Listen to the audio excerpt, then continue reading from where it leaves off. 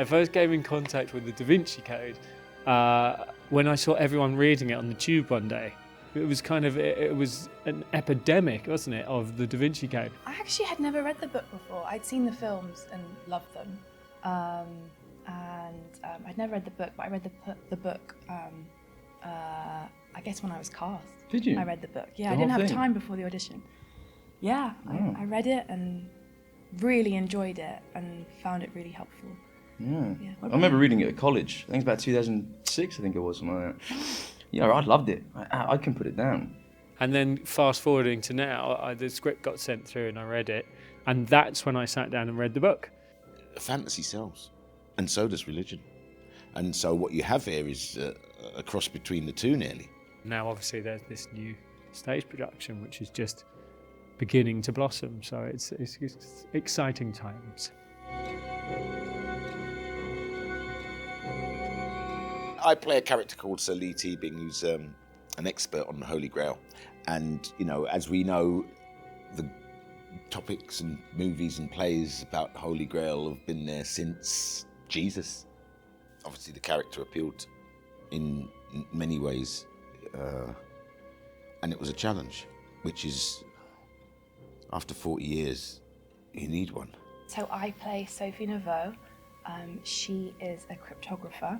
Plays Silas, the kind of protagonist of the piece, maybe I would say. I play Mary Magdalene, and I'm playing Robert Langdon. I'm a Harvard professor. I come to Paris, as he does, to give a lecture on symbols, and he gets contacted by the police, taken to the Louvre, where there's a dead body of a man he's supposed to meet, and then the next 2 hours he's just on a roller coaster, really. So the surprising thing about putting it on the stage, and the surprising thing about our actors, Rachel and Duncan, is how they've managed to create a thriller that moves so fast, yet we're within the confines of a stage. And I still am, if I'm being honest, I'm still not quite sure how they've done it. The pace of it, what they've done, they've really just trimmed the fat. And Luke's done that as well. They really trimmed that fat off and made each character so three-dimensional as possible, but just like a laser, just straight. How do you do it in 2 hours? I mean, that's the only question I think that would be at the top of anyone's list, is how are you going to do that? The audio book's nearly 17 hours. And everybody knows how big the book is, you know, and that is the big challenge, and that is the big question, is can this show work and tell this story in 2 hours? And I just think that the writers have just, you know, for me, they tell the story. I understand it myself, you know, so that says a lot. The set design, the video, the sound. I think the creative team have done an absolute, you know, blinding job.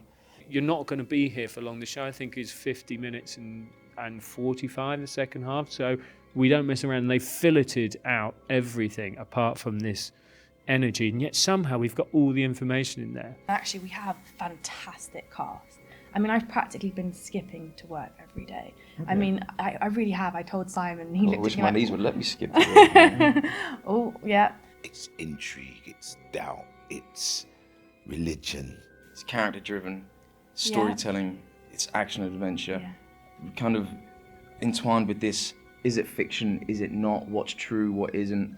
And those kind of things are always really interesting, you know? Yeah. You know, if I can understand what's going on, you know, anyone can.